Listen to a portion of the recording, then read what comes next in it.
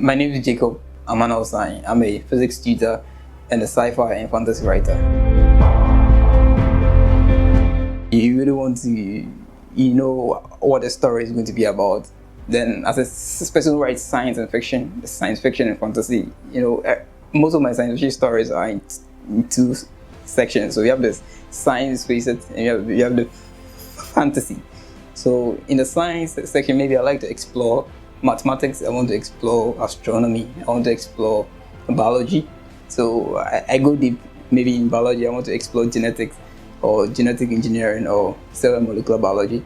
So from there, I get to know where I can start doing my research. Then after I'm done with the research with regards to the characters, I didn't want to create a fantastic world or a fantasy world. The interesting thing about creating a fantasy world is that you don't really have to obey so much rules. It's all about your imagination. So that's the beauty of fantasy. But with the science, you have to do the research. Excellent. So the best part of the writing process is when you have this interesting character who, in your world, you don't really find a person like that. So a typical example, in The Raven, my current sci-fi novel, we have a computer scientist who's actually developing a computer program called Multiplicity. So Multiplicity is actually a computer program that actually is able to duplicate the position of a human being by 7.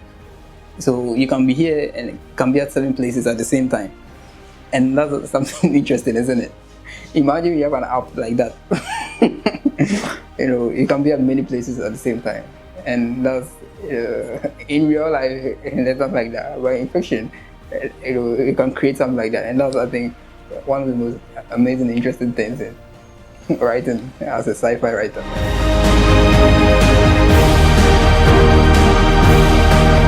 Mostly, after I'm done writing, I'm so excited about able to finish what I have in my head, put it on paper.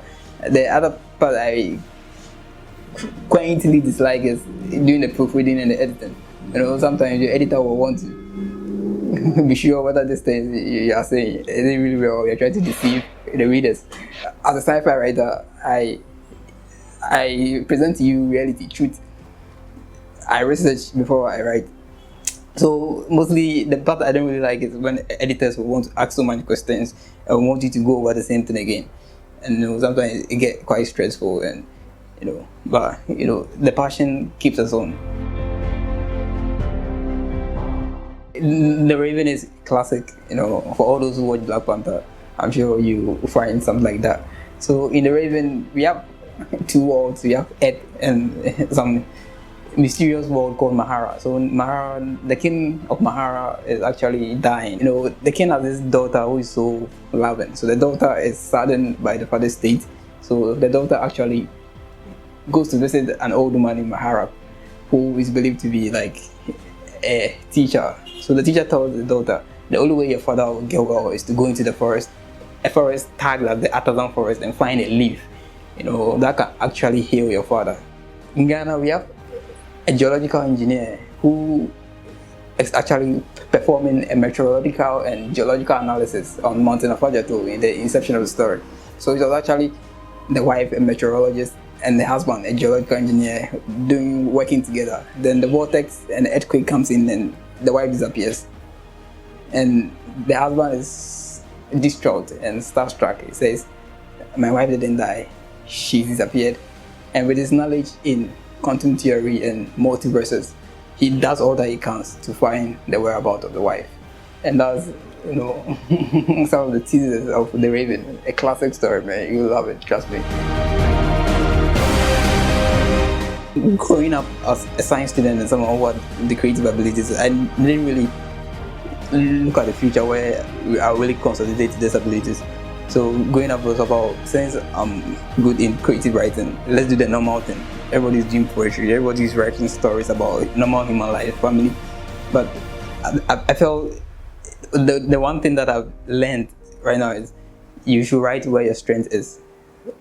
You did engineering for a purpose, you did geography for a purpose.